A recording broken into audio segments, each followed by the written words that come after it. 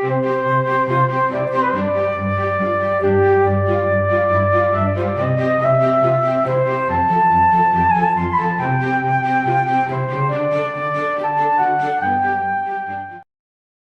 Yorkshire is a 930 square mile area, home to around 600,000 people. It's a low-lying rural area with only the rolling chalk hills of the Wolds reaching any height. Its main city is the port of Hull, the other main towns being the market town of Beverley and Bridlington on the coast. Spurn Point is made up of sand dunes with a single-track road going 3.5 miles to its tip, where there is a little settlement made up of the permanent lifeboat station and the Humber pilots who guide shipping in through the submerged sandbanks.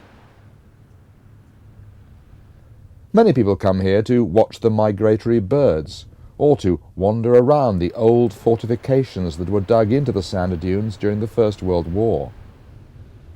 At the mouth of the estuary, built on sandbanks, can be seen Bull Sand Fort and Hale Sand Fort. The coast here is ever moving inland that is. High spring tides wash away around 2 metres of the light boulder clay cliff faces every year, with houses and coastal defences being lost.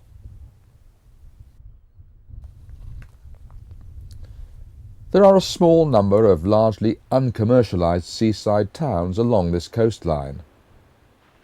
At Withernsea, the former lighthouse is set well back from the coast due to erosion.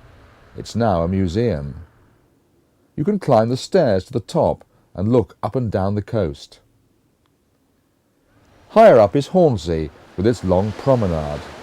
The town became well known for its distinctive pottery, produced here until 2000. Just inland is Hornsea Mere, the largest freshwater lake in Yorkshire. It's a good place for bird watching, fishing or sailing. The biggest resort on this part of the coast is Bridlington. Here you'll find the traditional amusements along the front. From the harbour, boats take trippers further up the coast to Flamborough Head or Scarborough. But Bridlington is a town of two halves. About a mile inland is Old Bridlington, with its narrow, twisting streets set close to the priory founded in 1133. An interesting feature here is the priory's gatehouse, the Bale, that now houses a local history museum. After the low-lying coast, it is a surprise to many people to see the white towering cliffs of Flamborough Head. This has always been an important headland, with a lighthouse to guide shipping away from the rocks. An old beacon tower can be seen just inland from the head. Close by in Filey Bay, in 1779 the British Navy engaged the American pirate John Paul Jones. His ship, the Bonhomme Richard, was sunk. Today you can have trips from North Landing on the north side of Flamborough Head. Here the traditional fishing boats, known as cobbles, are pushed into the sea over wooden logs. Be sure to take one of the trips to see the bird colonies nesting in the 400-foot high cliffs. If you're lucky, you might even get to see a puffin. We now turn inland to visit the Wolds, rolling chalk hills cut by numerous steep-sided, flat-bottomed valleys. Here you'll find roads snaking along the bottom of the valleys, and you'll hardly see a car for miles. You will find pretty, unspoiled villages with unusual names like Wetwang, Lund and Millington, names given by the Angles that settled here. Warren Percy is a deserted medieval village that you can now approach on foot. It was abandoned in the 16th century due to a change in farming practices and the Black Death. You can still wander round the church set beside the village pond.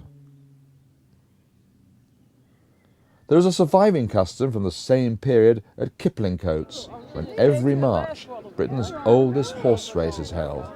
It's a 4-mile course crossing fields and the sides of roads, as it has done ever since 1519. There are many country estates to be found in the Wolds. The largest is Sledmere, built by the Sykes family with its own estate village, and it has two unusual memorials. The cylindrical Wagoners' Memorial is to those from around here who fought in the First World War, and this 120-foot high memorial is to Sir Tatton Sykes. It stands on top of Garton Hill with fine views over East Yorkshire, including the ancient town of Beverley. At the centre of Beverley stands the Minster. It was founded by St John of Beverley in the 7th century, and his remains are buried under the nave floor. Every year, the anniversary of his death on the 7th of May 721 is marked with a service attended by civic dignitaries from all over the area. Nearby is a friary, now used as a youth hostel. This was founded in the town in the 13th century. And there's another church, St Mary's, built in 1120 that is noted for its carvings, especially the minstrel's pillar depicting the town's musicians, and the rabbit that was the inspiration for the White Rabbit in Lewis Carroll's Alice in Wonderland.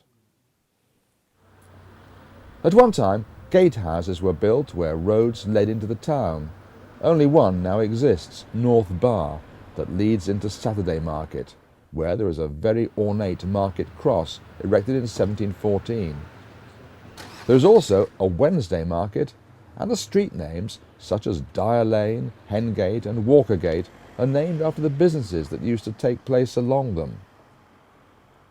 This is a beautiful town to wander around, because it's surrounded by open parkland managed by pasture masters who are elected every March.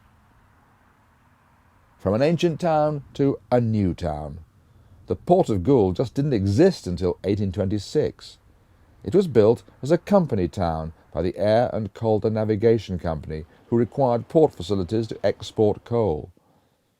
The town was built where the navigation from West Yorkshire meets the River Ouse from North Yorkshire and the River Don from South Yorkshire.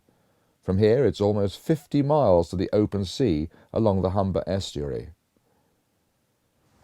The town is notable for its Dutch-style buildings. This is because Dutch engineers were brought in to drain the marshy land and canalise the river system. There is a Waterways Museum, where on certain days boat trips around the port can be taken.